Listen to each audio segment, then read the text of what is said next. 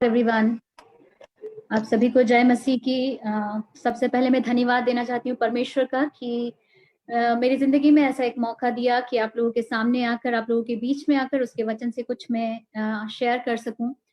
मुझे इसमें इनवाइट किए सिस्टर रीना जेम्स के लिए धन्यवाद देती हूँ। परमेश्वर उन्हें अनुग्रहित करे और वो जिस मिनिस्ट्री में इन्वॉल्व है, परमेश्वर उनके द्वारा अनेकों के लिए परमेश्वर को जानने का मार्ग वो बन पाए, ये मैं प्रार्थना करती हूँ। पुकार मीडिया के लिए मैं धन्यवाद देती हूँ कि वो इस तरह के इन इवेंट्स को चला रहे हैं। परमेश्वर उस मीडिया को, सोर्स को ब्लेस करे, मैं प्रार्थना करती हूँ। अनेक आत्माओं को जीतने के लिए ये माध्यम उपयोग में आए, ये मेरी प्रार्थना है। वचन में जाने से पहले ऑलरेडी हम सभी ने प्रार्थना की है। एक दो शब्दों में मैं प्रार्थना करके हम सीधे वचन में प्रवेश करेंगे।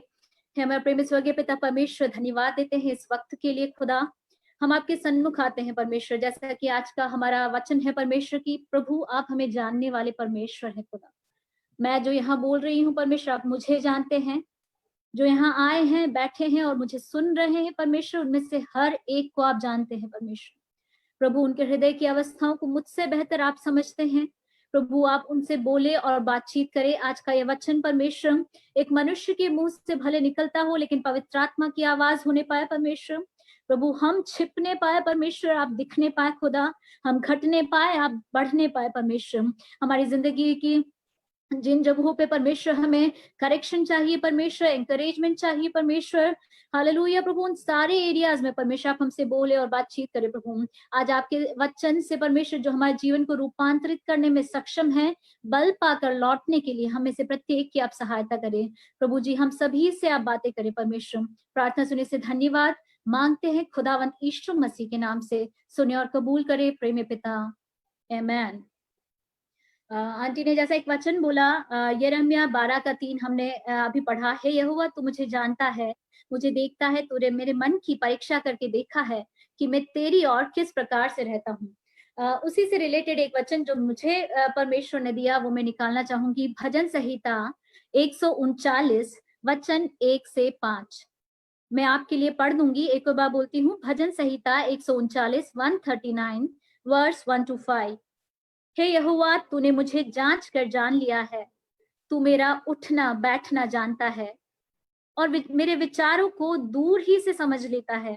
मेरे चलने और लेटने की तू भली भांति छानबीन करता है और मेरे पूरे चाल चलन का भेद जानता है।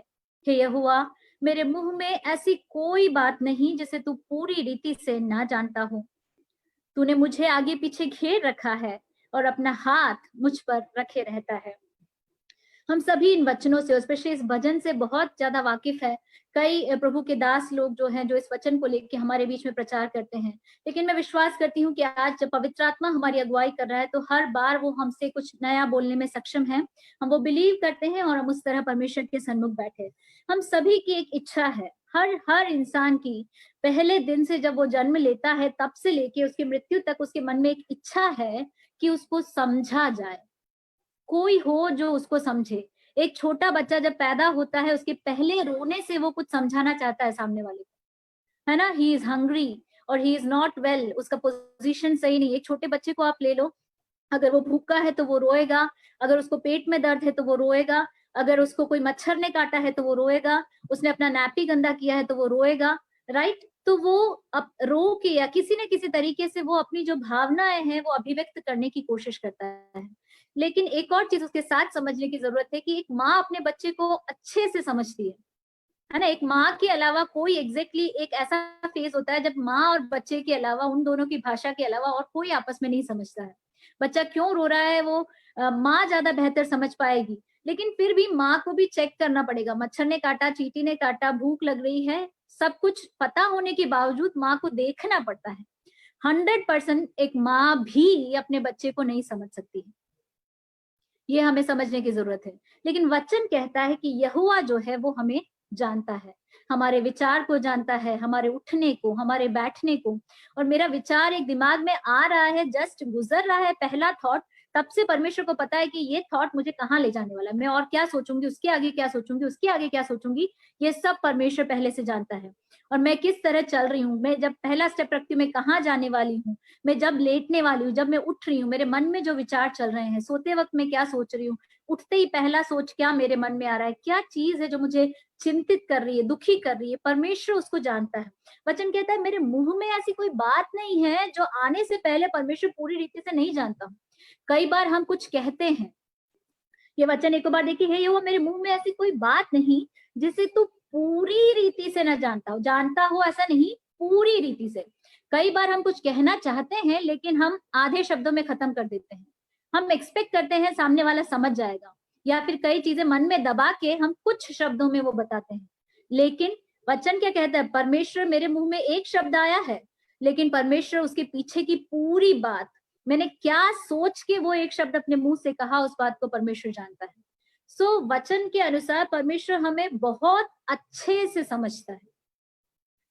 अगर हम कुछ आगे की तरफ अगर कुछ सोचना चाहें, तो जैसा मेरे मन में जो विचार आया, एक माता पिता अपने बच्चों को समझते हैं, माता पिता अपने बच्चों को समझते हैं, वो उनकी एज में है तो वो बच्चे उनका कहना मानना चाहिए, वो जो बता रहे हैं उस रास्ते पे चलना चाहिए। ये दो चॉइसेस है कपड़ों में भी, तो भी माता पिता का एक चॉइस होगा, वो देख के कि ये अगले साल भी पहन पाए या 6 महीने तक पहन पाए। बच्चा कोई ऐसा कपड़ा लेगा जो अभी पहन पा रहा है, लेकिन माता पिता ये सोच के कि ये थोड़ा और पहन पाए, 6 महीना और पहन पाए, ऐसा एक कपड़ा चूज करेंगे। या ऐसे बहुत सारी चीजें जिसमें माता पिता अपनी तरफ से बच्चे की सोच में कुछ ऐड करते हैं, लेकिन वो बच्चे के मन को एग्जैक्टली नहीं समझते कि वो बच्चा क्या चाह रहा है उस मोमेंट पे। सेम हम जो बच्चे जो है वो माँ बाप के मन को नहीं समझते हैं, हमको लगता है कि वो समझेंगे, लेकिन कई चीजें हैं जो बच्चे, माँ बाप ने मारा तो क्यों मारा एग्जैक्टली उसके पीछे, या एक शब्द बोला तो आखिर क्यों बोला। बच्चों को सिर्फ रिएक्शन दिखता है, हम क्या कर रहे हैं, हम डांट रहे हैं, मार रहे हैं, इसके अलावा उनको उसकी परे जो बात है, हम उसकी भलाई का जो सोचते हैं वो बच्चा नहीं समझता है। सबका एक लिमिटेशन है, बच्चों की माता पिता के प्रति समझ की एक लिमिटेशन है, माता पिता की बच्चों के प्रति समझ की एक लिमिटेशन।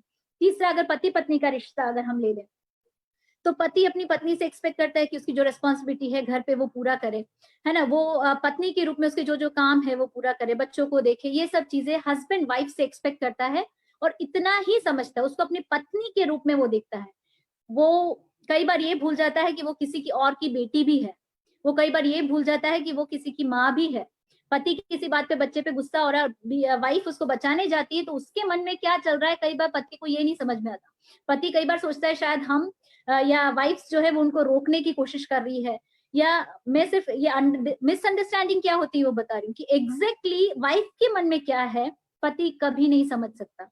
समझता है 90% 80%, कितना अच्छा आप दोनों में संबंध है उस पर डिपेंड करता है कि वो आपको कितना समझता है, फिर भी 100% पति पत्नी को नहीं समझ सकता।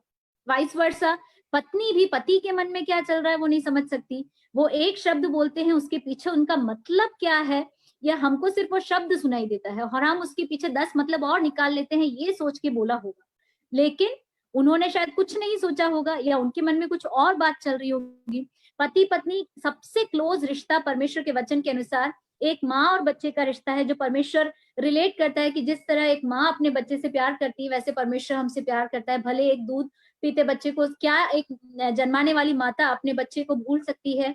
क्या ऐसा हो सकता है कि वो अपने कोख से जन्मे पुत्र पर दया न करे? पर मैं, वो भूल जाए तो भी मैं तुम्हें नहीं भूलूंगा। एक रिश्ता परमेश्वर ने ऐसा बताया है। दूसरा रिश्ता इसराइल के साथ जब बताता है, परमेश्वर एक पति पत्नी के रिश्ते के रूप में तुलना करता है। मसीह कलीसिया को एक दूल्हे और दुल्हन के रूप में तुलना करता है, राइट। तो ये दो क्लोजेस्ट रिलेशंस हैं जो बाइबल में मेंशन्ड है, एक मदर और एक चाइल्ड का, दूसरा एक पति और एक पत्नी का। लेकिन ह्यूमन नजरों में अगर देखें, इंसानी दृष्टि से अगर हम देखें, तो इवन ये पति पत्नी के रिश्ते में भी 100% अंडरस्टैंडिंग इस दुनिया में पॉसिबल नहीं है। कितने भी अच्छे आप लोग हैं, कितने भी मसीही आप हैं, लेकिन 100% अपनी पत्नी के मन को समझ पाना, 100% अपने पति के मन को समझ पाना पॉसिबल नहीं है। बच्चे, लेकिन परमेश्वर क्या बोलता है, फिर भी इन सारी परिस्थितियों में भी, ऐसी चीजों में भी, जो चीज आपका पति नहीं समझता, जो चीज आपकी पत्नी नहीं समझती, जो चीज आपका बच्चा नहीं समझता, या जो चीज आपके माता पिता नहीं समझते, परमेश्वर उस चीज को, आपके मन की बात को जानता है, वो आपको समझता है। लोगों को जो बाहर दिखता है उस पे वो रिएक्ट करते हैं, लेकिन परमेश्वर आपके अंदर क्या चल रहा है उसको भी जानता है। So always be rest assured कि भले और कोई मुझे जाने ना जाने, भले लोग मुझे गलत समझे, लेकिन मेरा परमेश्वर मुझे सचमुच जानता है कि मैंने ये क्यों कहा, मैंने ये क्यों किया, या मेरे से कुछ ये हुआ है तो उसके पीछे मेरे मन में क्या चल रहा है वो परमेश्वर जानता है। सो हमेशा उस चीज में आप खुद में कंफर्ट पाइए कि मेरी परिस्थितियों में मैं जो कर रही हूँ, मैं जो कह रही हूँ, या कभी गलती से कुछ कह भी देती हूँ तो उसका जो पश्चाताप है वो उन सब चीजों को कौन जानता है? परमेश्वर जानता है। इंसान आपको गलत समझता है, गलत समझ सकता है, लेकिन परमेश्वर आपको गलत नहीं समझता है। जहां आप गलत नहीं है वहां पे परमेश्वर आपको गलत नहीं समझता है। अभी दूसरा चीज प्रभु ने मुझे बताया, हम 3 तरीके से खुद को डिफाइन करते हैं। कैसे? एक तरीके से जो लोग हमारे बारे में क्या जानते हैं। फिर से मैं बताऊंगी, लोग हमारे बारे में वो जानते हैं जो वो देखते हैं। ठीक है, आपको बाहर से आप अच्छा गाते हैं तो लोग सोचते हैं आप अच्छा गाने वाले हैं। आप अच्छा क्या गिटार बजाते हैं, इंस्ट्रूमेंट बजाते हैं तो लोग आपको उस नजर से देखते हैं। आप पढ़ने में अच्छे हैं, लोग उस नजर से देखते हैं। आप अच्छे से वचन प्रचार करते हैं, लोग उस नजर से देखते हैं। आप दिखने में अच्छे हैं, लोग उस नजर से देखते हैं। आप दिखने में एवरेज हैं, लोग उस नजर से देखते हैं। आपका पढ़ाई में परफॉर्मेंस कैसा है, लोग उस नजर से देखते हैं। हमारी पूरी दुनिया जो है, आपके आसपास के सारे लोग आप कैसे बाहरी रूप में क्या है उसको देख के आपको जज करते हैं, पर वो आपकी असलियत नहीं है, वो आपको सचमुच नहीं जानते हैं। दूसरा है, हम खुद को पहचानते हैं। हम सोचते हैं हम ये कर सकते हैं, गाना आता है तो कि हम गाना गा सकते हैं, फिर भी सोचते हैं हम इतना अच्छा नहीं गाते। कुछ बजाना आता है हम बजा सकते हैं, लेकिन फिर भी इतना अच्छा नहीं करते, लेकिन ठीक है करेंगे। पढ़ाई में अच्छे हैं, या हमको अपनी कुछ अच्छाइयां पता है कि ओके हम इन चीजों में अच्छे हैं, लेकिन बहुत सारी ऐसी चीजें हैं जो अंदर छुपी हुई है और खुद हमें नहीं पता कि वो हम में है। लेकिन हम भी खुद अपने कई बार हम किसी चीज पर रिएक्ट कर देते हैं और हम खुद सोचते हैं कि आखिर मैंने ऐसा क्यों किया। कुछ बोल देते हैं और फिर हम खुद सोचते हैं कि आखिर मैंने ऐसा क्यों बोला। कई बार हमारा पर्सनालिटी भी हमको समझ में नहीं आता कि आखिर मैं ऐसा क्यों हूं, है ना।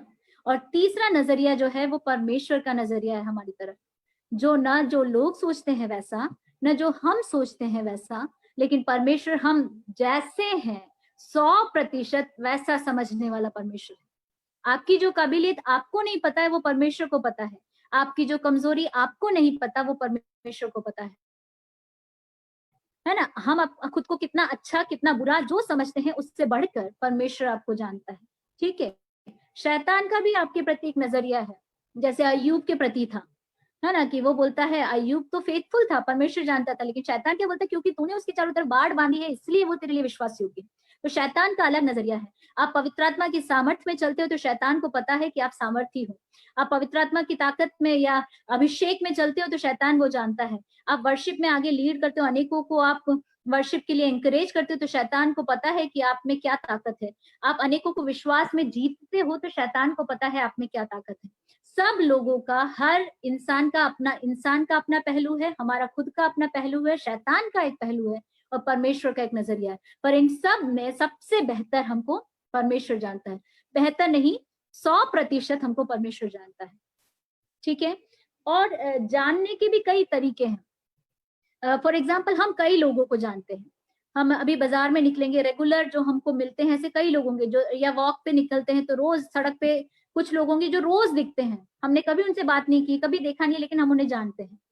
ठीक है, फिर कुछ ऐसे लोग होंगे जैसे दुकान वाला है, सब्जी वाला है, दूध वाला है, जिनसे हम डेली मिलते हैं और बातचीत करते हैं। उन लोगों को भी हम जानते हैं, लेकिन हम उनको पूरी तरह नहीं जानते। हम उनसे जो डील कर रहे हैं केवल उतना हम उनको जानते हैं। फिर और है हमारे रिश्तेदार हैं, एक अंकल है जो अच्छा गाते हैं, एक आंटी है जो बहुत प्रार्थना करती है, एक लड़की है जो बहुत सुंदर है, या एक दूसरे हैं जो वचन से बहुत अच्छा प्रचार करते हैं। इस तरह से हम दूसरों को जानते हैं। वो एक और, लेकिन फिर भी हम उनको 100% नहीं जानते, हम उनको अच्छे से नहीं जानते। और अगला एक स्टेप है जो हमारे परिवार वाले हैं, हमारे माता पिता, हमारे बच्चे, हमारे पति, हमारी पत्नी, हम उनको जानते हैं। हम उनको काफी हद तक जानते हैं। माँ जानती है बच्चा कितनी रोटी खाएगा, है ना, कितना चावल खाता है, क्या आपका फेवरेट फूड है, किस टाइम आप सोते हो, कब आप उठते हो, आप किस तरह के पानी से नहाना, गर्म पानी, ठंडा पानी क्या है, ये सब माँ, पति, पत्नी, बच्चे, पिता, ये सब एक दूसरे के बारे में जानते हैं। लेकिन फिर भी वो आपको 100% नहीं जानते हैं। अगेन वही बात पे मैं आ रही हूँ कि हमें पूरी तरह हमारी पूरी पर्सनालिटी को 100% समझने के लिए केवल एक है, और वो है परमेश्वर। नेक्स्ट एक और वचन हम देखेंगे, भजन संहिता 103 उसका 14। क्योंकि वह हमारी सृष्टि जानता है, उसको स्मरण रहता है कि मनुष्य मिट्टी ही है। सबसे पहला, परमेश्वर हमारी सृष्टि जानता है। He knows our frame. किसी और वर्जन में मैंने पढ़ा था, वो हमारी प्रकृति जानता है, हमारे स्वभाव को जानता है। अभी ये देखिए, यहाँ पे समझने की बात है कि परमेश्वर ने एक तो हमें रचा है, ठीक है, इसलिए परमेश्वर हमें जानता है। वो भजन संहिता 139 में भी है कि 14, 15 और 16 में है। मैं पढ़ देती हूँ। मैं तेरा धन्यवाद करूंगा इसलिए कि मैं भयानक और अद्भुत रीति से रचा गया हूँ। तेरे काम तो आश्चर्य के हैं और मैं इसे भली भांति जानता हूँ। जब मैं गुप्त में बनाया जाता और पृथ्वी के नीचे स्थानों में रचा जाता था, तब मेरी हड्डियां तुझसे छिपी न थी। तेरी आंखों ने मेरे बैडोल तत्व को देखा, और मेरे सब अंग जो दिन दिन बनते जाते थे, वे रचे जाने से पहले तेरी पुस्तक में लिखे हुए थे। क्या आप इसकी गहराई को समझ सकते हैं? आपको लगता है आपकी नाक मोटी है? आपको लगता है आपकी आंखें छोटी है? आपको लगता है आपके बाल पतले हैं? आप थोड़े लंबे हैं? आप थोड़े छोटे हैं? आप थोड़े सांवले हैं? या फिर आपको पढ़ने की बुद्धि की कमी है?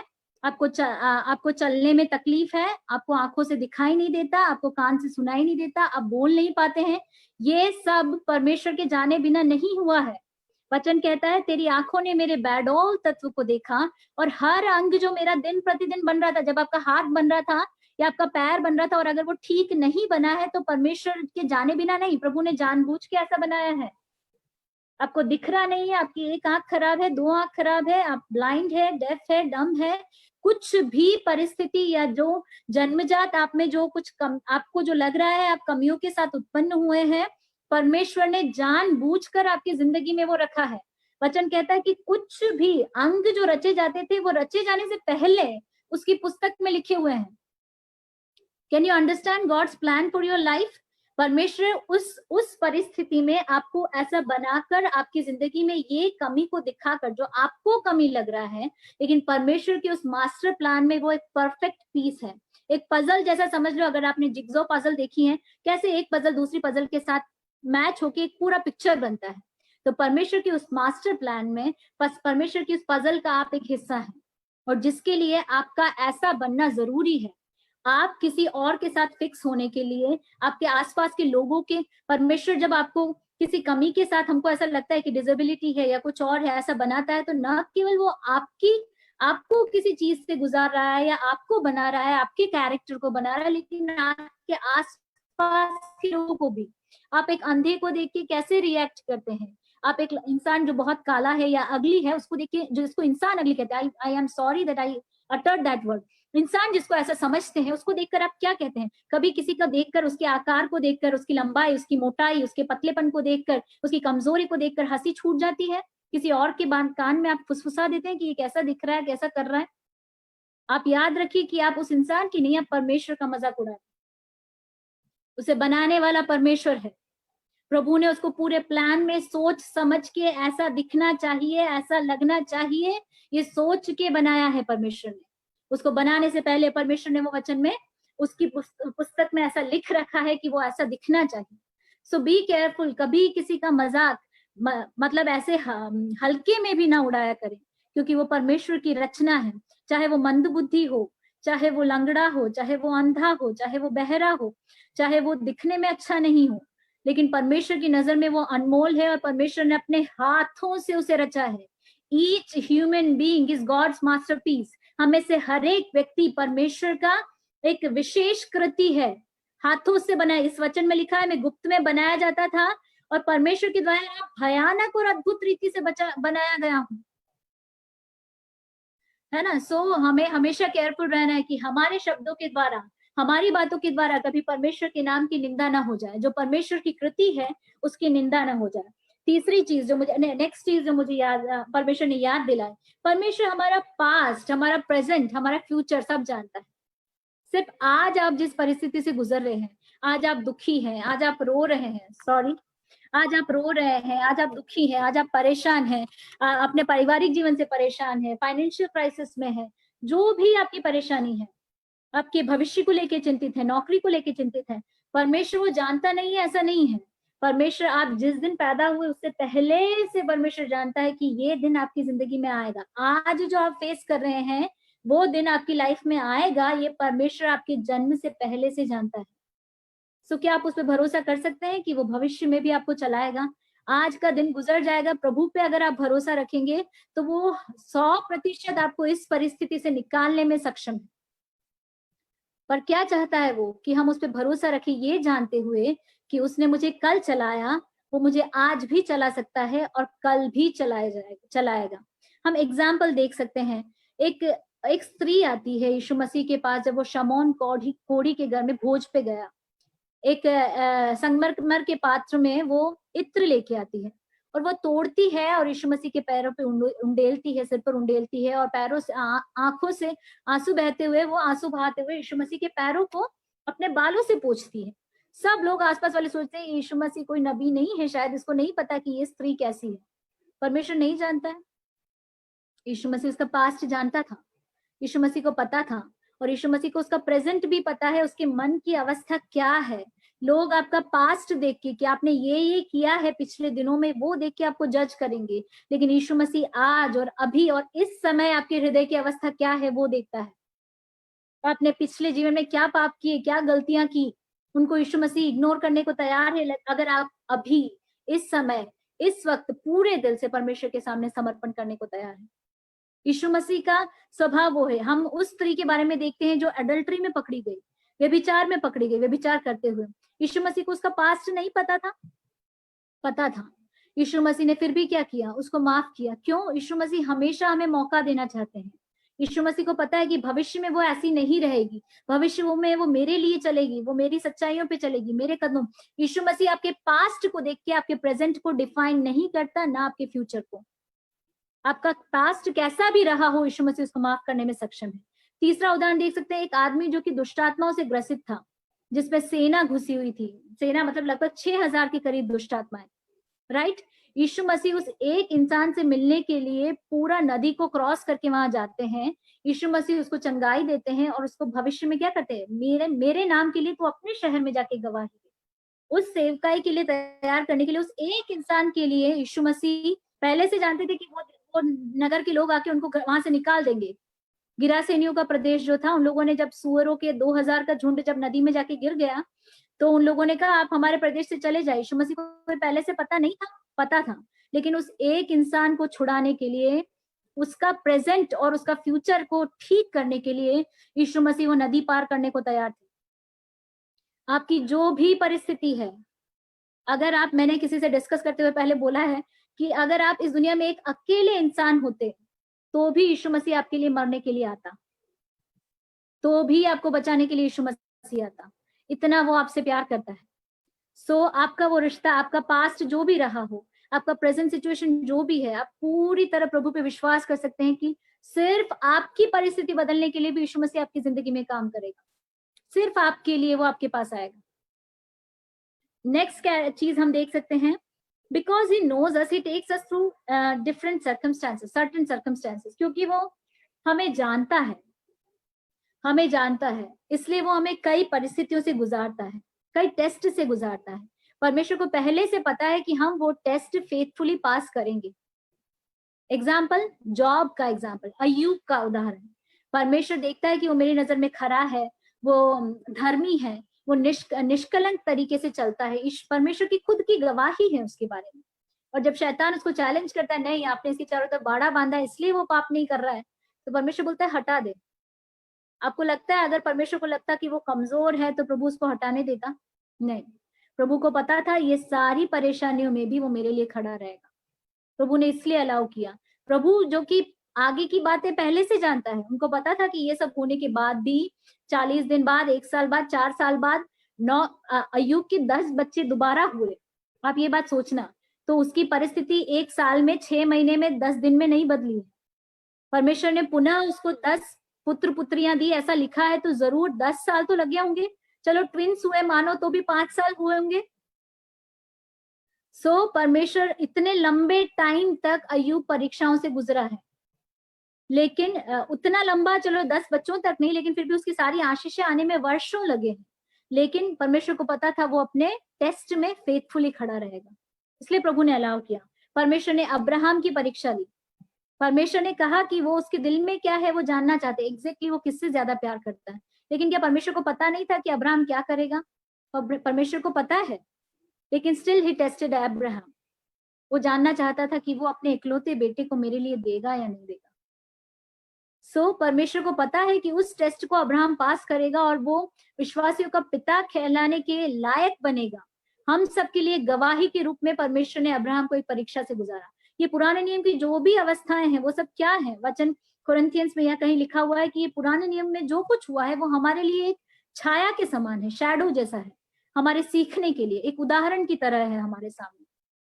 सो परमेश्वर ने अय्यूब को ऐसे गुजारा, अब्राहम को ऐसे गुजारा, डैनियल ऑलमोस्ट 80 या 90 साल का था जब उसको शेरों की गुफा में, आई थिंक 80 इयर्स, जब उसको शेरों की गुफा में डाला गया। परमेश्वर को नहीं पता है, परमेश्वर को नहीं पता कि वो शेरों की गुफा में डाले गए। 3 बार प्रार्थना करेगा तो इसको शेरों की गुफा में डाल दिया जाएगा।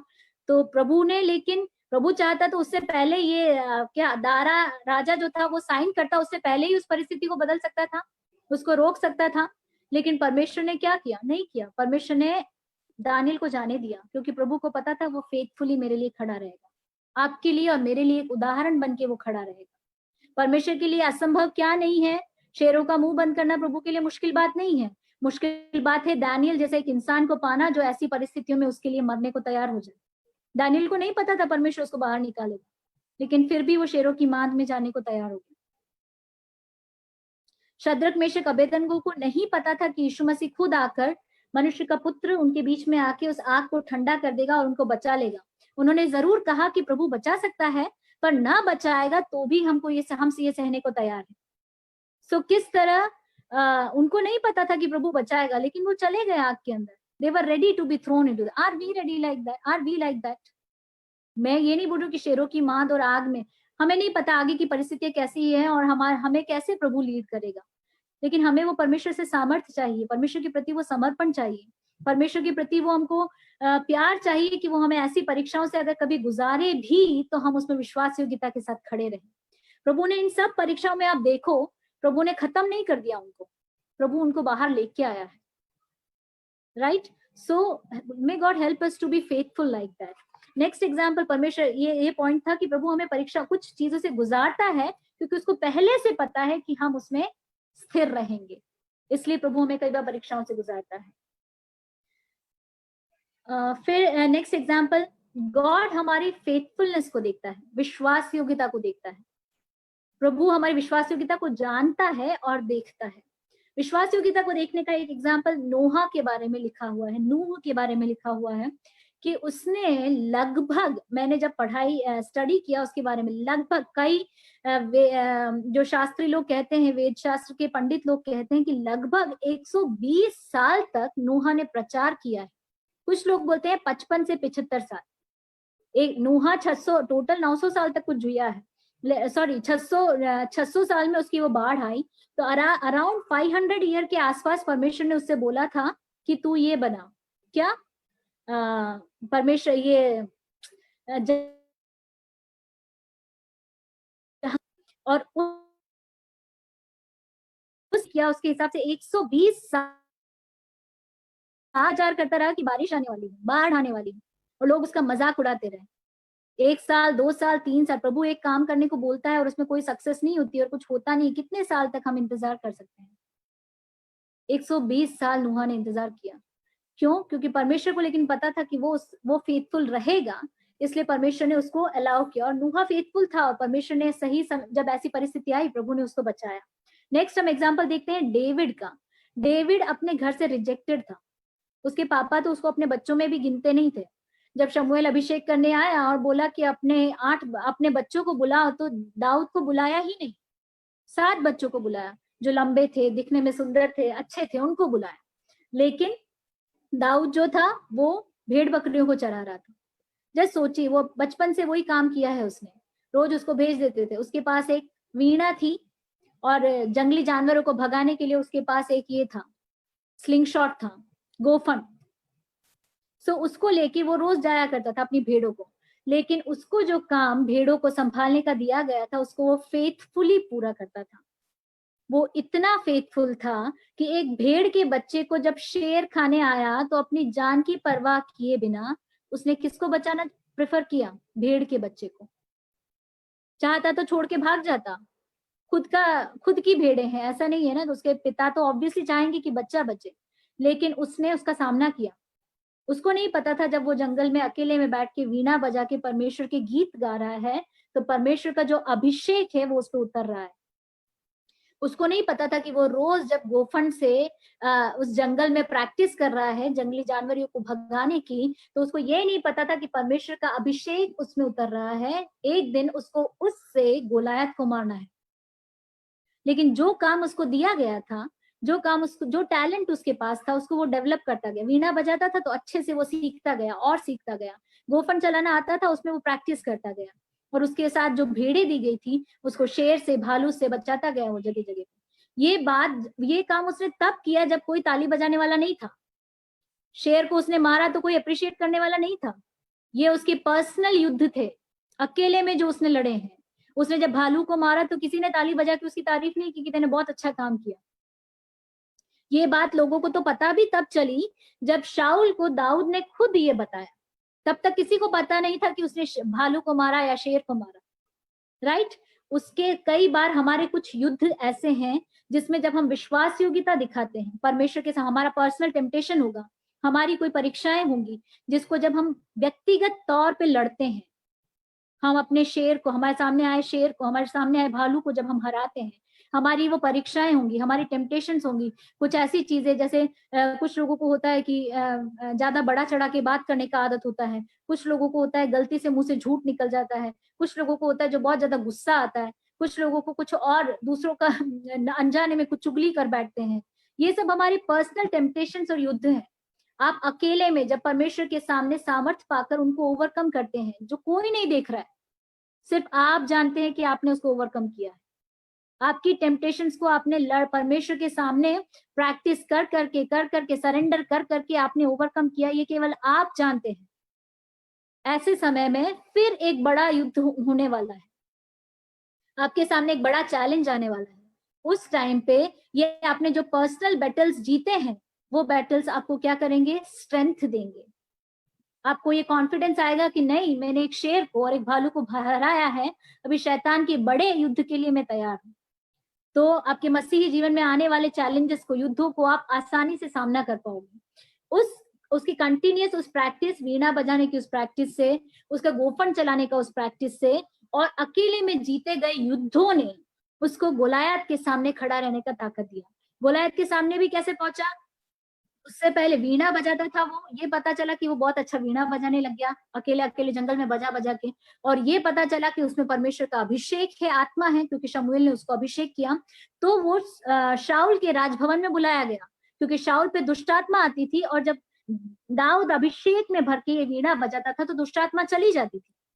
इस तरह से उसकी वीणा बजाने की उस स्किल को जो उसने जंगल में प्रैक्टिस किया, उसमें अभिषेक बसने के कारण क्या हुआ? वो राजभवन में पहुंच गया।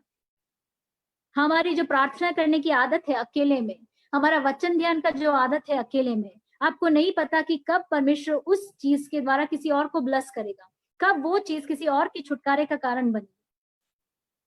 सो you have to be like that. जो आप कर रहे हैं फेथफुली वो करिए, अपने पर्सनल बैटल्स को जीतिए, परमेश्वर के सामने अकेले में जीतिए, एंड देन बड़े युद्धों के लिए परमेश्वर तैयार करेगा। वो युद्ध जो सबके सामने होंगे, वो युद्ध जो सबके सामने आप जीतोगे और शैतान को बुरी तरह आप हराओगे, परमेश्वर ऐसे बैटल्स के लिए आपको तैयार करेगा। और फिर वहां से वो गोलायत के पास गया। अभी आप देखिए, उसके भाइयों को पता है कि वो अभिषेक से भरा हुआ है, उसके भाइयों को पता है कि उसको शमूएल ने अभिषेक किया है, लेकिन वहां से उसको भगा कैसे रहे उसके भाई?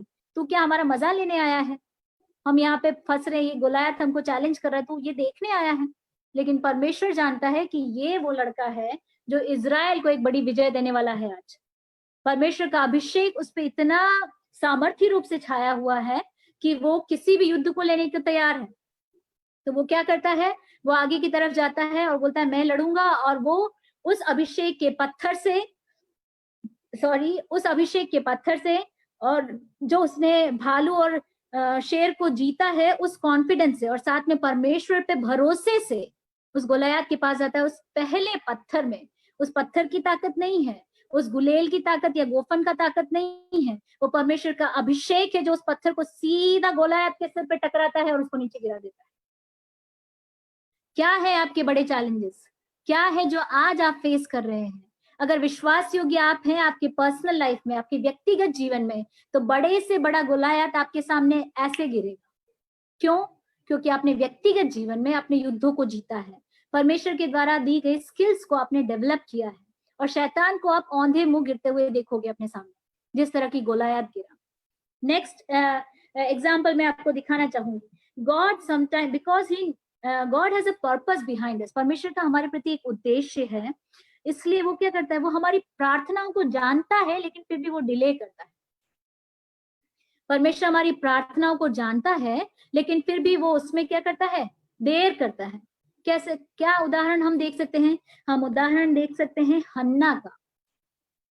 हन्ना का उदाहरण देख सकते हैं, जिसने सालों प्रार्थना की कि उसको एक पुत्र मिले, उसको एक बच्चा मिले, एक संतान मिले, क्योंकि उसकी जो राइवल थी, उसकी जो सौतन थी, वो पेनिन्ना उसको रात दिन परेशान कर रही है, उसका मजाक उड़ा रही है, उसको सब जगह से उसका पति सपोर्ट कर रहा है, लेकिन हन्ना के मन में एक बहुत बड़ा दुख है और वो प्रार्थना करती है, साल दर साल परमेश्वर के मंदिर में जाती है, प्रार्थना कर रही है, लेकिन परमेश्वर नहीं सुन रहा उसकी प्रार्थना, नहीं सुन रहा उसकी प्रार्थना।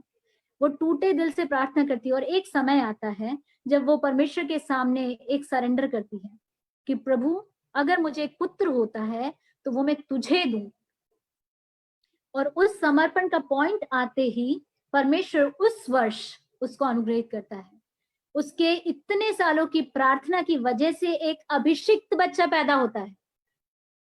अगर उसने इतने साल एक बच्चे के लिए प्रार्थना नहीं की, एक सामान्य बच्चा होता शायद वो, क्योंकि उसने इतना साल परमेश्वर के सामने रोया है एक संतान के लिए, और फिर उसको परमेश्वर के लिए देने का निर्णय किया है, तो जो संतान उत्पन्न होती है वो एक अभिषिक्त संतान होती है।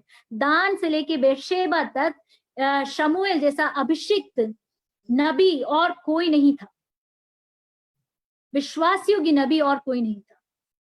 सो हन्ना का वो डिले, हन्ना को लगा कि मेरी प्रार्थना परमेश्वर नहीं सुन रहा है, लेकिन परमेश्वर उस समर्पण के पॉइंट आने तक इंतजार कर रहा है। परमेश्वर को इतनी प्रार्थनाएं उस शमूएल के पीछे चाहिए, तभी शमूएल जैसा एक नबी पैदा हो सकता है। जकरियास और एलिशबेथ का आप देखिए, 75 साल का ऑलमोस्ट था Zacharias, almost 75 years, I am not so very sure, पर ऐसा मेरे दिमाग में आ रहा है 75 ईयर्स, बहुत बूढ़े उम्र के हो चुके थे एलिशबा और जकरियास। और उस टाइम पे सालों से वो बच्चों के लिए प्रार्थना करे, प्रभु हमें एक संतान दे, संतान दे, संतान दे, लेकिन क्योंकि एक अभिषिक्त आने वाला है, क्योंकि एक यूहन्ना पैदा होने वाला है, इसलिए परमेश्वर इंतजार करवाता गया। प्रार्थनाओं की शक्ति उसके पीछे बढ़ती गई, प्रार्थनाओं का सामर्थ्य, प्रार्थना है, प्रार्थना है, प्रार्थना है, और फिर जो पैदा हुआ यीशु मसीह का मार्ग तैयार करने वाला वो आवाज पैदा हुई, यूहन्ना पैदा हुआ। सो अब्राहम से जब संतान आनी थी, सालों प्रार्थना की, 25 साल उन्होंने भी प्रार्थना की। जो भी लंबी प्रार्थनाओं जिनके पीछे है, उसके बाद लंबी प्रार्थनाओं के बाद आपको जो भी मिलता है, आप विश्वास करके चलिए कि वो अभिषेक से परिपूर्ण है, वो परमेश्वर के उद्देश्य से परिपूर्ण है। प्रभु ऐसे ही इंतजार नहीं करवाता है, प्रभु का कुछ ना कुछ उसके पीछे उद्देश्य है। फिर परमेश्वर आपकी नेक्स्ट, परमेश्वर आपकी प्रार्थना के जीवन को जानता है। God knows your prayer life. हम देख सकते हैं एग्जाम्पल कॉर्नेलियस का, वो अकेले में प्रार्थना करता है, वो अन्य जाति में से है, वो प्रार्थना करता है, वो दान धर्म करता है, और कोई नहीं जानता है उस बात को, लेकिन परमेश्वर वो देखता है। परमेश्वर ने उसके पास क्या भेजा? अपने स्वर्गदूत को भेजा, और उसको सही मार्ग पे जैसे चलना चाहिए वैसे उसको सिखाने के लिए, दिखाने के लिए परमेश्वर ने कॉर्नेलियस को, क्योंकि उसके प्रार्थना जीवन को परमेश्वर ने देखा। वचन कहता है तेरी प्रार्थनाएं और तेरे दान परमेश्वर के सन्मुख पहुंचे हैं। तो आप जब प्रार्थना कर रहे हैं, मत सोचिए कि प्रभु नहीं देख रहा है। No, he is watching over you. Every word that is coming out of your mouth, एक भी उसमें से वेन नहीं जाता है। विश्वास योग्यता चाहिए, लेकिन अब जिंदगी जीवन भर की गलतियां करके आके प्रभु के सामने बैठ के हम कितना भी लंबा प्रार्थना करें, कुछ नहीं होने वाला है। लेकिन सच्चाई से जब हम परमेश्वर से प्रार्थना करते हैं, प्रभु के सामने विश्वास योग्यता के साथ समय बिताते हैं, तो परमेश्वर उसको अपने पास रखता है। वचन कहता है कि प्रभु ने हमारे आंसुओं को उसकी कुप्पी में रखा है। एक भी आंसू जो आपका गिरा है, बाइबल पढ़ते वक्त आपको कुछ वचन छुआ, आपके मन के दुख के साथ आप जब प्रार्थना में बैठे हैं, वो उस प्रार्थना की दरी पे जो आपकी आंखों से आंसू गिरे हैं, उस जमीन पे जो आपकी आंखों से आंसू गिरे हैं, भले वो जमीन पे सूख गए हों, बाइबल में सूख गए हों, लेकिन परमेश्वर की कुप्पी में वो सुरक्षित है। उन सब का प्रतिफल और जवाब परमेश्वर आपको देने वाला है। परमेश्वर आपके दिल की डीपेस्ट डिजायर को जानता है। सबसे गहरी इच्छा आपके मन की क्या है। शमौन था जो कि सिमेन, जो कि इंतजार कर रहा था मसीहा के आने का, क्योंकि पवित्र आत्मा ने उसे कहा था कि मसीहा को देखे बिना वो नहीं मरेगा। वो इंतजार करता रहा, सालों प्रार्थना करता रहा और परमेश्वर ने उसकी इच्छा को पूरी किया और यीशु मसीह को उसने अपने हाथों में लेके अनुग्रहित किया। ऐसे ही हन्ना करके एक स्त्री जो वहां पे हम देखते, जो 84 साल से विधवा थी, मतलब अगर वो पुराने टाइम में जल्दी शादी मान भी ले, 14-16 साल में उसने शादी की, तो भी 84 साल से 84 years से she was a widow and she was in fasting and praying and continuously she was coming to the temple of God. वो कंटिन्यूअसली परमेश्वर के मंदिर में आती थी, वो उपवास और प्रार्थना में लगी रहती थी, वो इंतजार करती थी मसीहा के आने का। उसने यीशु मसीह को देखा, ठीक है। और इसके बाद मोसेस का डिजायर था कि इजराइल को बचाना है। मोसेस जब पैदा हुआ, उसको बहुत इच्छा थी कि जब उसको ऐसे बड़ा किया, उसकी मम्मी ने बचपन से सिखाया, जिस तरह की परिस्थितियां हुई हम जानते हैं, उसकी माँ ने उसको थोड़ा बड़ा किया, उसके बाद उसको राजमहल में पहुंचाया। तो मोसेस ने कंटिन्यूस ये चाहा कि मैं कैसे भी इजराइल को बड़ा होके बचाऊं। 40 साल का हुआ, उसने कोशिश की, उसने एक मिस्री को मार दिया, लेकिन क्या हुआ, उसको इजरायलियों ने रिजेक्ट कर दिया। उन्होंने कहा किसने तुझे हम पर न्यायी बनाया है, और उसको वहां से भागना पड़ा। मोसेस की दिल की इच्छा दबी रह गई। उसने जो जो सीखा था, उसके अस्त्र शस्त्र की ज्ञान, उसका किताबों का ज्ञान, उसकी घुड़सवारी, उसकी जवानी, उसका सौंदर्य, सब कुछ 40 साल में जो था, जो कुछ उसकी ताकत थी, वो नेक्स्ट 40 साल जंगल में बर्बाद हो गए। क्या कर रहा था वो? भेड़ बकरियों को देख रहा था। उसकी सामर्थ गई, वो तलवार चलाना भूल गया, वो बात करना उसको ढंग से नहीं आता था। बोलता है कि मैं मोटी जीभ का हूँ, मैं कैसे बात करूंगा। परमेश्वर जब उसको भेजने की बात करता है, उसको घुड़सवारी वो भूल गया, उसकी जो भी उसकी सामर्थ्य थी शरीर की, वो सब खत्म हो गई। उसके बाद परमेश्वर उसको बोलता है कि अब तू मेरे काम के लिए तैयार है। God disarmed Moses of every quality that he had, and then he anointed him to be his prophet. सब कुछ जो उसका था, जो उसने सामर्थ्य सोचा, जिस बल से वो चाहता था कि इजराइल को बचा ले, वो सब खत्म कर दिया परमेश्वर ने। और फिर बोलता है कि अब जा और मेरे सामर्थ्य से तू इजराइल को बचा के आ। सो गॉड हमारे डीपेस्ट डिजायर को जानता है, लेकिन जरूरी नहीं है कि हम जैसा चाहते हैं, हम जिस तरीके से चाहते हैं वैसा वो हो। परमेश्वर के हित में अगर वो है तो प्रभु उसे पूरा करेगा। लेकिन कई बार आप अपनी जिस एबिलिटीज पे ट्रस्ट करके सोच रहे हैं कि ऐसा होने वाला है, जरूरी नहीं है वो वैसा हो। परमेश्वर उन चीजों से हटाकर आपको आगे ले जा सकता है। फिर परमेश्वर आपका अकेलापन जानता है। परमेश्वर आपका अकेलापन जानता है जिसे कोई नहीं समझता। हागार की कहानी आपको पता है। हागार को जबरदस्ती, सारा की दासी थी, उसने अब्राहम से शादी करवा दी, and now she is pregnant and now Sarah is troubling her. सारा उसको परेशान कर रही है और हागार भाग जाती है। उसके पास पति का प्यार नहीं है, उसके मालकिन जो है वो उसको प्यार नहीं करती। सब तरह से वो त्रस्त है, परेशान है, और वो भाग रही है जंगल में। और उस मरुस्थल में एक सोते के पास परमेश्वर का दूत उसको दर्शन देता है और कहता है कि परमेश्वर उसको जानता है। परमेश्वर का उसके प्रति और उसके बच्चे के प्रति एक उद्देश्य है, ये परमेश्वर उसको दिखाता है। और फिर वो लौट के वापस आती है। आपके लोनलीनेस में रूथ का एग्जाम्पल मुझे याद आया।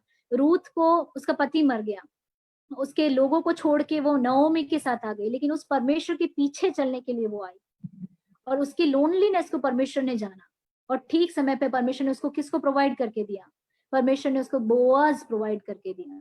God knows when you are lonely in your age. कई बार कई लोग हैं जो विश्वास में अकेले निकले हैं, उनकी शादी की उम्र है और या उनके जीवन में वो अकेले हैं, और उस मोमेंट पे परमेश्वर आपके अकेलेपन को भी जानता है। सही समय पे अगर आप उस पर भरोसा रखेंगे तो सही समय पे परमेश्वर आपके लिए रास्तों को खोलने के लिए सक्षम है, ये आप बिलीव कीजिए। फिर परमेश्वर आपको आपके रिजेक्शन में जानता है। जब सब लोग आपसे नफरत करते हैं, ऐसा एक स्टेट आया होगा, अधिकतर लोग फील करते हैं कि मुझे कोई पसंद नहीं करता। अधिकतर लोग, हम सोचते हैं कि सिर्फ मेरे साथ ऐसा हो रहा है, नहीं, लगभग इस दुनिया में जितने लोग हैं उतने ये सोचते हैं बचता नहीं। ये सिर्फ आपका प्रॉब्लम नहीं है, ये सिर्फ मेरा प्रॉब्लम नहीं है, इस दुनिया के हर इंसान का। दुनिया का सबसे धनी इंसान भी सोचता होगा मेरी बीवी मुझे नहीं समझती, मेरे बच्चे मुझे नहीं समझते। कोई इंसान ऐसा नहीं है जो ये कह सके कि मैं फुल्ली सेटिस्फाइड हूं, मुझे सब लोग जानते हैं। नहीं, सब समझते हैं नहीं। They may know you but they don't understand you, है ना। सो परमेश्वर रिजेक्शन में हम देख सकते हैं डीमन पजेस्ड मेरी मगदलिन, जिसको सब लोगों ने शायद धिक्कारा होगा, शैतान, उसमें 7 दुष्टात्माएं थी। इधर उधर जब वो भटकती होगी, भागती होगी या मिसबिहेव करती होगी, लोग उससे नफरत करते होंगे, पर यीशु मसीह उसके उस रिजेक्शन में उसके पास जाते हैं, उसको डिलीवर करते हैं। और यीशु मसीह और उसका ऐसा रिश्ता होता है, इतना, एक गुरु और शिष्य का इतना क्लोज रिलेशनशिप, कि यीशु मसीह उसको इग्नोर करके स्वर्ग भी नहीं जा पाते मरने के बाद, रिजरेक्शन के बाद। वो बोलते मैं पिता के पास नहीं गया, लेकिन क्योंकि मेरी मगदलिनी के प्यार यीशु मसीह के प्रति इतना गहरा था कि यीशु मसीह वापस जी उठने के बाद बोलते पिता के पास नहीं गया, ऐसे मुझे छूना मत, लेकिन वो मेरी मगदलिनी को आश्वासन देने आते हैं कि मैं फिर से जी उठा हूं। Can you know, do you understand? प्रभु के प्रति, प्रभु आपके रिजेक्शन को, जो रिजेक्टेड इंसान है ना, वो जब किसी से एक्सेप्ट, कि कोई उसको एक्सेप्ट करता है, तो वो उनके लिए सबसे बड़ा इंसान बन जाता है। क्यों मेरी मगदलिनी इतना प्यार करती थी यीशु मसीह से? क्योंकि जब उसको सबने छोड़ दिया, सब उसको खराब सोचते थे, गलत नजरों से सोचते थे, यीशु मसीह ने उससे प्यार किया, उसको एक्सेप्टेंस दिलाया सोसाइटी में। इसलिए मेरी मगदलिनी का जो प्यार था वो परमेश्वर के प्रति, यीशु मसीह के प्रति इतना गहरा था। तो प्रभु आपके रिजेक्शन में आपको समझता है। मुझे उस कोढ़ी की कहानी याद आती है, जो यीशु मसीह पहाड़ से उतर के आते हैं और बोलते प्रभु यदि आप चाहो तो मुझे शुद्ध कर सकते हो। उस कोढ़ी को सब लोग नफरत करते थे, कोढ़ी से खून रिसता है, पस रिसता है, कोई उनके पास जाना, बदबू आती, कोई जाना पसंद नहीं करता है। यीशु मसीह चाहते तो बोलते, जैसे नामान को बोला था जाके उस नदी में डुबकी लगा दे 7 बार, 1 बार, 2 बार, 3 बार, तो ठीक हो जाएगा। या मुंह से बोल देते जाके याजक को दिखा और ठीक हो जाएगा, या कुछ और बोल देते तो ठीक हो जाए, इतना बोलते तो भी ठीक हो जाता। यीशु मसीह ने क्या किया पता है? उसको छुआ। यीशु मसीह ने उसके दिल के आग्रह को जाना कि उसको सालों से एक इंसान ने छुआ नहीं है। क्या चीज उसको ज्यादा दुखी कर रही है? वो उसके रोग से ज्यादा उनके उसके मन का दर्द है कि कोई उसको प्यार नहीं करता है, कोई उसको छूना नहीं चाहता। यीशु मसीह ने उसको छू के चंगा किया। परमेश्वर आपके दिल के आग्रह को, आप कहाँ रिजेक्ट हुए हो? किसने आपको बोला है कि आपको पसंद नहीं करते? कौन लोग हैं जो आपसे नफरत करते हैं? कौन लोग हैं जो आपको तुच्छ गिनते हैं? परमेश्वर आपको अपनाने को तैयार है, अगर आप उसके पास जाने को तैयार है। He is always ready to accept you. He is always ready to call you. So मेरा वक्त खत्म होने को आ रहा है। लास्ट में मैं ये कहना चाह रही हूँ, एक कहानी आपको छोटी सी बोल के मैं खत्म करूंगी।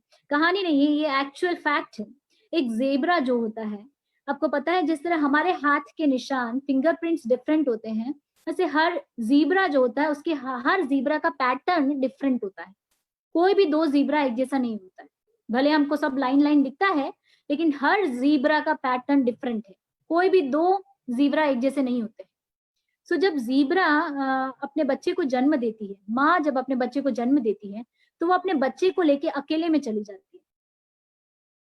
अकेले में घंटों बच्चा और माँ अकेले होते हैं। क्या होता है उस टाइम? हर जीब्रा के सिर पर एक अलग पैटर्न बना होता है। शरीर पे तो होता ही है, सिर पे भी एक डिफरेंट पैटर्न होता है। माँ कंटिन्यूस बच्चे के सामने रहती है ताकि बच्चा उस पैटर्न को पहचान ले, और माँ कंटिन्यूस बच्चे के सिर पे क्या पैटर्न है उसको पहचानती है, ताकि उस भीड़ में दूसरे बच्चों के साथ उसका बच्चा खो ना जाए। इससे कुछ समझ सकते हैं आप? परमेश्वर के साथ आपका जो अकेला वक्त है, जो सिर्फ आप और परमेश्वर है, आप परमेश्वर को जान सकते हैं, परमेश्वर आपको जानता है। You understand who God is, what his nature is, what he wants from you, what he wants to talk to you. उस भीड़ में, बाकी आवाजों में आप परमेश्वर की आवाज को कैसे सुन पाएंगे? जब आप परमेश्वर के साथ वक्त बिताएंगे। हम लोग बहुत जल्दी में प्रार्थनाएं करते हैं, पता है, टाइम हो रहा है, टाइम हो रहा है, आधा घंटा बैठना है, 5 मिनट नहीं, 10 मिनट बैठो, लेकिन जल्दबाजी मत करो। आधा जब टाइम मिलता है, काम करते वक्त, बर्तन धोते वक्त, खाना बनाते वक्त। मेरी टाइम वचन से मुझे जब प्रभु कुछ बात करता है तो मैं कुकिंग कर रही होती हूँ, मैं बर्तन धो रही होती हूँ, लेकिन वक्त जितना हो सकता है प्रभु के साथ बिताए। डिसिप्लिन का कोई ऑप्शन नहीं है। वक्त बिताए बिना प्रभु से कुछ मिलेगा ये सोचना ही नहीं है। हम सब जो सामर्थ्य चाहते हैं, बड़े बड़े काम चाहते हैं, प्रभु के साथ 15 मिनट 20 मिनट से ज्यादा बैठ नहीं सकते हैं, और सिर्फ जो बैठते हैं उसमें भी सिर्फ अपना रिक्वेस्ट ही देते रहते हैं, तो रिसीव करने का टाइम कहाँ है? रिक्वेस्ट से बढ़कर कुछ है, कुछ भी नहीं मिले आपकी प्रार्थनाओं को उत्तर, तो भी अगर परमेश्वर की एक आवाज कान में पड़ जाए ना, आपकी जिंदगी बदल जाएगी। You need to understand that. प्रभु आपके लिए सब कुछ अच्छा ही करेगा। वचन क्या कहता है? पहले उसके राज्य और उसकी धार्मिकता की खोज करो, तो बाकी सब वस्तुएं तुम्हें मिल जाए। बाकी ये सब वस्तु जो हमारे कंसर्न्स है, जो हमारी नीड्स है, वो प्रभु पूरा करके देगा। But will you go after him? He knows you, वो आपको जानता है, पर क्या आप उसे जानते हो? वो एग्जैक्टली क्या चाहता है? परमेश्वर सिर्फ आपकी प्रार्थना है और बड़े बड़े मिरेकल करना, बड़े बड़े काम करना, आप उसके नाम से ये करो वो करो, वो नहीं चाहता है। आप सिर्फ कुछ देर उसके साथ बैठो। क्या चीजें उसे खुशी देती है? आपकी जिंदगी में ऐसा क्या है जिससे परमेश्वर को आप खुश कर सकते हो? आपकी जिंदगी में क्या ऐसा कुछ है जिससे प्रभु दुखी होता है? क्या आसपास ऐसा कुछ है जो आप बदल सकते हो जिससे प्रभु दुखी होता है? You pray for that. Don't always pray for the things that ache your heart. आपके दिल को दुख देने वाली चीजों के लिए हमेशा प्रार्थना मत करो, उन चीजों के लिए भी प्रार्थना करो जो परमेश्वर को दुखी करती है। So may God help us to understand. Last में वचन खत्म करूंगी यिर्मयाह 19:11, क्योंकि यहोवा की यह वाणी है कि जो कल्पनाएं मैं तुम्हारे विषय करता हूँ उन्हें मैं जानता हूँ कि वे हानि की नहीं वरन कुशल की ही है, और अंत में तुम्हारी आशा पूरी करूंगा। तू जानता है तुम्हारी आशा पूरी करूंगा। Yes, so whatever are your hopes, परमेश्वर आपकी आशा पूरी करने में सक्षम है। और परमेश्वर का जो भी प्लान है, आप जिस परिस्थिति से गुजर रहे हैं, जिन आंसुओं की अवस्थाओं में है, जिन तराइयों में है, परमेश्वर आपको जानता है। उसका प्लान है आपके लिए। You just believe that he is going to do fulfil his will in your life. If you surrender, everything will move smoothly. God's will should be your aim. God will and God's will, प्रभु जरूर करेगा और प्रभु की इच्छा के अनुसार करेगा। That should be your ये होना चाहिए, आपका क्या होना चाहिए? उद्देश्य होना चाहिए। सो अभी मैं दो लाइन मेरे को जो बहुत पसंद है, मैं वो गा के खत्म कर मेरी सिस्टर रीना को देना चाहूंगी। तू जानता है खुदा मेरे हूँ मैं कहाँ, आतिश में जाज और शेरों के हूँ दरमियान। तू जानता है खुदा मेरे हूँ मैं कहाँ, आतिश मिजाज और शेरों के हूँ दरमियान। तलवार जैसी जुबादात है बर्छियाँ, तू अपनी रहमत और सच्चाई कर दे रवां। तेरा जलाल सारी जमीन पर हो, मुझ पे रहम कर ऐ खुदा, मुझ पे रहम कर ऐ खुदा, मुझ पे रहम कर ऐ खुदा, मुझ पे रहम कर ऐ खुदा। हम एक वर्ड प्रे करेंगे। Heavenly father, thank you for the word, जो परमेश्वर जो वचन आपने दिया है उसके लिए धन्यवाद देते हैं खुदा।